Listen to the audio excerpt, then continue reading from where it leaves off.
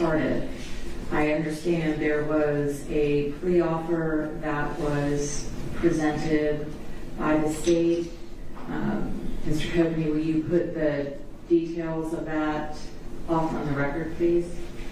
Yes, Your Honor. Count 1, rape, would be reduced to the charge of aggravated assault, and count 2, false imprisonment, would be offered for null pros.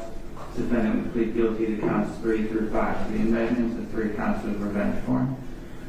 The total sentence would be 30 years, so the 20 years on aggravated assault would run consecutive, or the revenge porn charges would run consecutive to the 20 years on aggravated assault for a total of 30 years. There would be between 10 and 20 years to serve in confinement. That number would be left up to Your Honor after argument from the parties. There are several special conditions that are attached to the sentence. Those include no contact with the victim, as well as the defendant may not profit off of this case or the facts giving rise to the case, and the defendant would be banished from the state of Georgia except for Clayton County. You can only stay in Clayton County, is that what you said? Yes, but it primarily he could utilize the airport without being in violation of the Gotcha, terms of the sentence. but for Clayton County, okay. All right. Mr. Booker,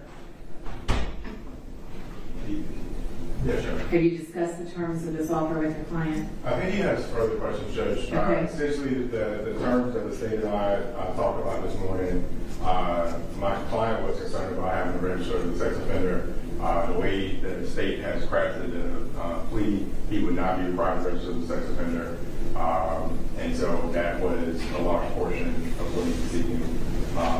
Again, there would be parolable offenses versus what we're facing now, which would be a mandatory minimum life or split sentence on rape. So, assuming that you're responsible. Do you need further time to discuss what the state has proposed? Okay. All right, I'll give you a few more minutes to talk, but then if we need to move forward, if we're not going to do it, so. And if the state could, just for my client's edification, and you just say on the record that he doesn't accept the plea when it is deemed as withdrawn, so you'll know.